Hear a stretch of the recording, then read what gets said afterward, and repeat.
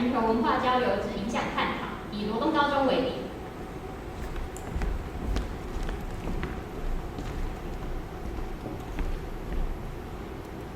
Good afternoon, everyone. I'm Chelsea Zhang Yongxin. Glad to be here. The topic of my presentation today is the influence of the pandemic on cultural exchanges, taking Loudong Senior High School as an example.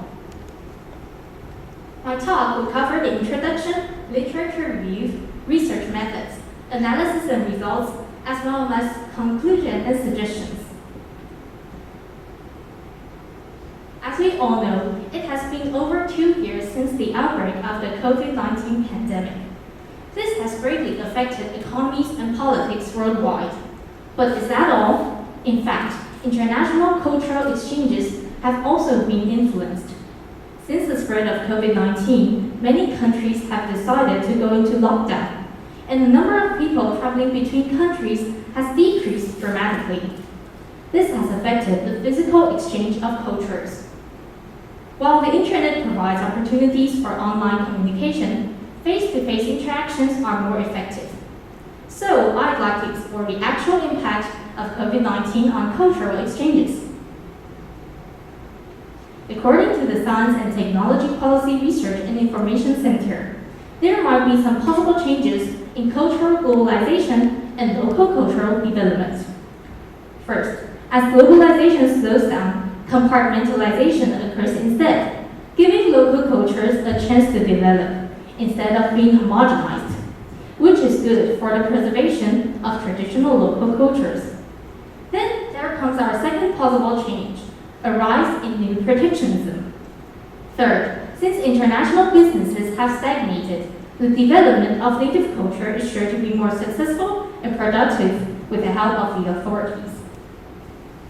Let's take a look at this chart.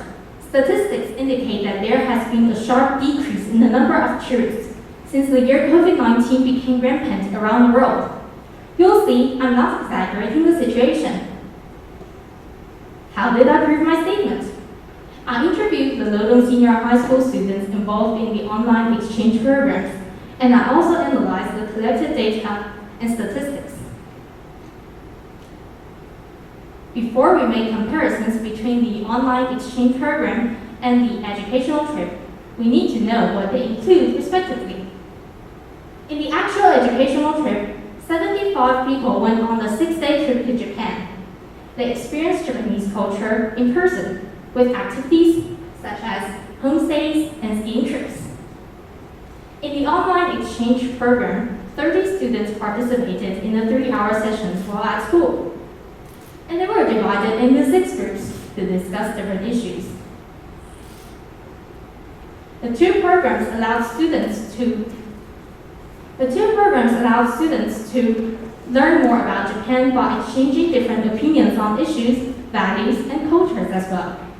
Despite the travel ban, online exchange programs still allow cultural exchange to continue under severe pandemic conditions. However, experiencing the scenery, food, and activities from behind the screen can never be the same as an actual visit. Most of the students joining the online program found that this kind of dialogue in front of the screen was like doing a presentation or a report. This is an example of how online communication still has its limits. Conversely, on the educational trip to Japan, the students enjoyed more fun intercultural activities while in homestays, schools, and traveling with local students. They immersed themselves in Japanese culture and introduced Taiwanese culture to their host families and partners. And the cultural exchange started.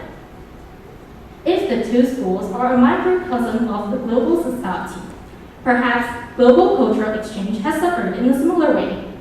Thus, it can be concluded that the pandemic has affected cultural exchange on a massive scale. The slight pause in globalization gives local culture a chance to develop, which might not be a bad thing. However, what does this predict for the future of intercultural understanding? That's the end of my presentation today. I'm Chelsea Zhang Yongxin. Thank you for listening.